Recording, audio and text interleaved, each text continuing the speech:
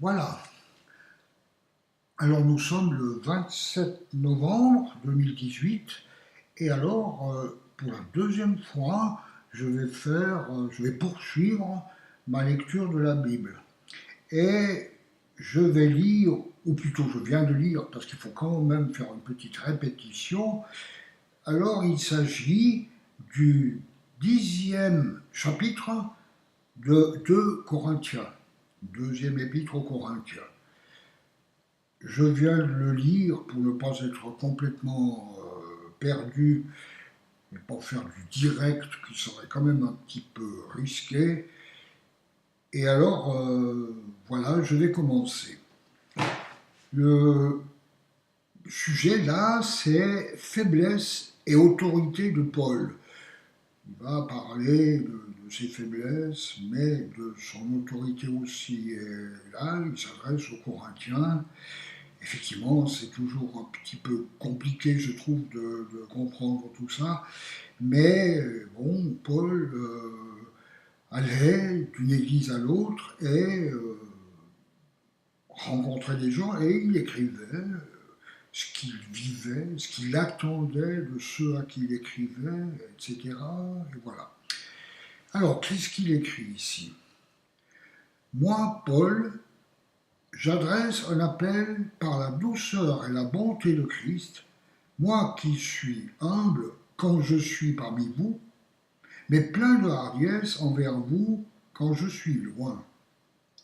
Je vous en prie, ne me forcez pas, lorsque je serai présent, à recourir avec hardiesse à l'assurance dont je compte faire preuve contre quelques-uns, contre ceux qui estiment que nous nous conduisons de façon purement humaine.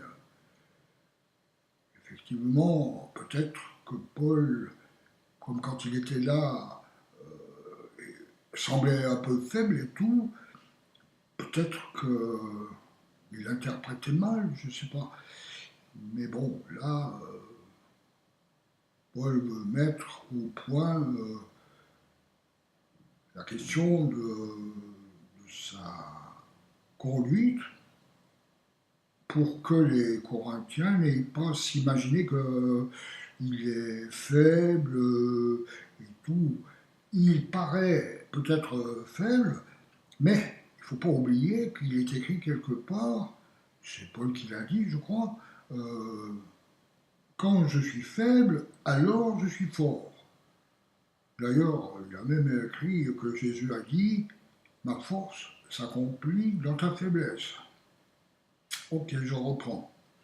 Si en effet nous vivons dans la réalité humaine, nous ne combattons pas de façon purement humaine.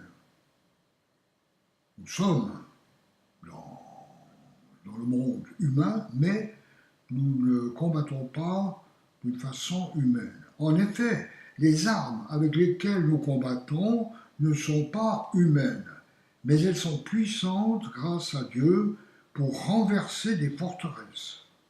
Nous renversons les raisonnements et tout obstacle qui s'élève avec orgueil contre la connaissance de Dieu, et nous laissons toute pensée prisonnière pour qu'elle obéisse à Christ. Oui, effectivement, il y a ces raisonnements qui s'élèvent, qui partent de la raison humaine et qui vient contrer la parole de Dieu qui, il est vrai, vient d'en haut et dépasse la plupart du temps des personnes qui raisonnent de façon humaine. Nous sommes aussi prêts à punir toute désobéissance dès que votre obéissance sera entière. Regardez les choses en face. Si quelqu'un est convaincu d'appartenir à Christ, qu'il se dise bien en lui-même que, tout comme il est le Christ, nous le sommes aussi. Oui, là, on a un peu le sentiment, enfin moi maintenant, mais bon, je comprends pas tout. Hein. Mais là,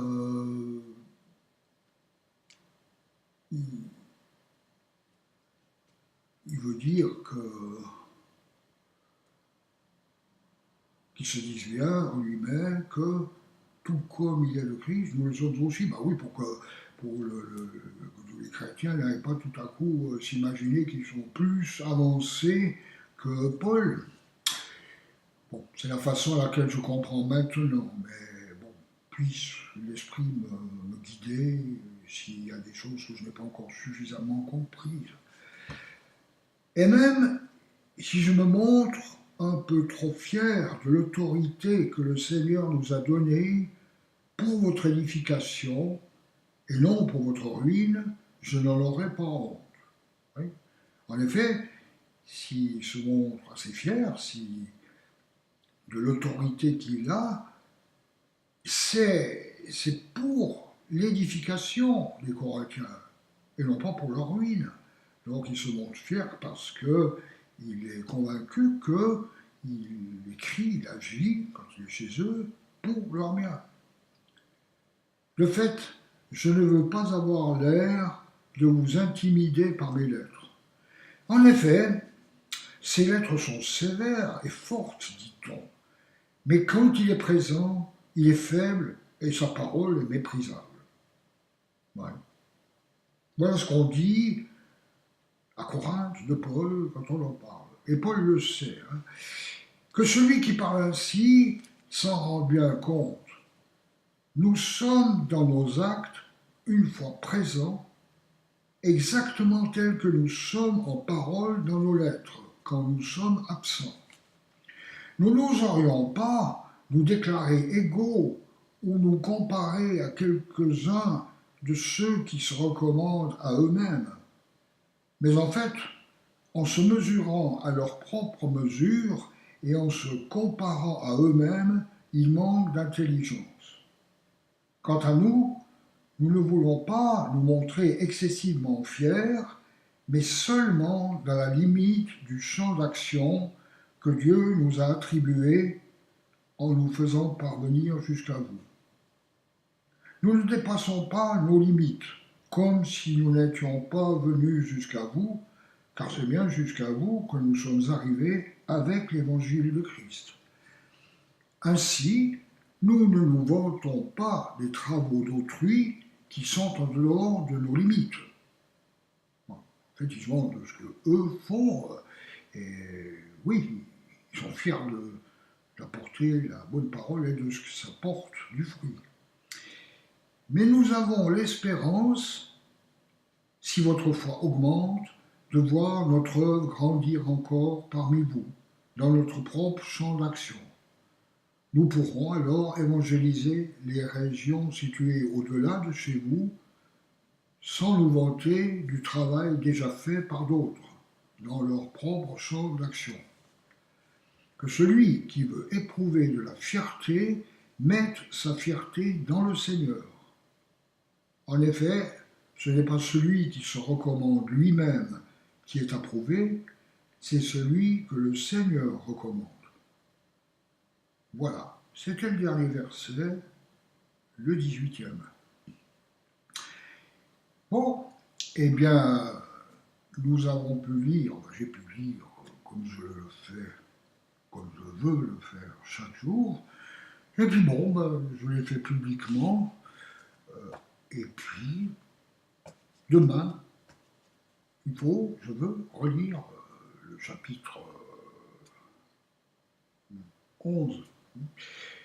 De la même manière, en attendant, je ne sais pas, c'est vrai que je fais ce que je peux, et c'est vrai que j'espère que je ne vous aurai pas trop ennuyé. Merci, à bientôt.